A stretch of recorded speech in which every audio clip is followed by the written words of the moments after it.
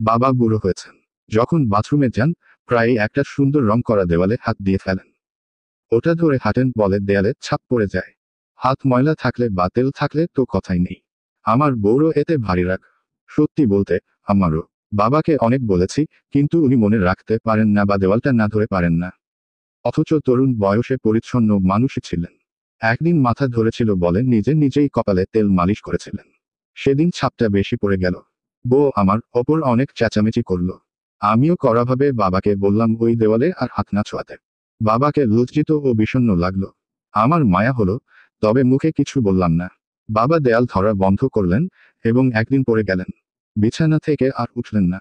কিছুদিন পর মারা গেলেন। রঙের মিস্ত্রি ডেকে বাড়ি রং করাতে গেলে আমার ছেলে দাদুর হাতের ছাপ লাগা অংশটা মুছতে বাধা দিল।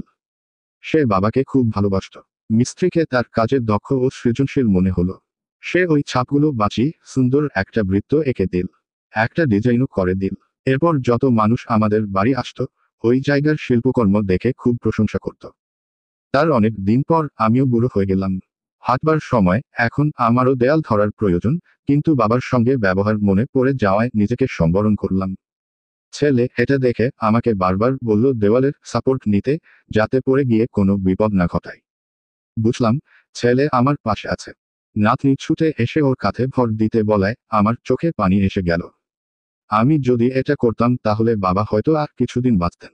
নাতনি যত্ন করে সোফায় বসিয়ে ওর ড্রয়িং খাতা দেখালো, যেখানে আমার বাবার হাতের ছাপের ওই দেওয়ালটার স্কেচ এঁকে ও স্কুলে অনেক প্রশংসা পেয়েছে। শিক্ষকের মন্তব্য ছিল, আশা করি প্রত্যেক বাচ্চা বড়দের এইরকম শ্রদ্ধা করবে। ভিডিওটি ভালো লাগলেই লাইক করুন এবং উপকৃত হলে চ্যানেলটি সাবস্ক্রাইবও করুন। ধন্যবাদ।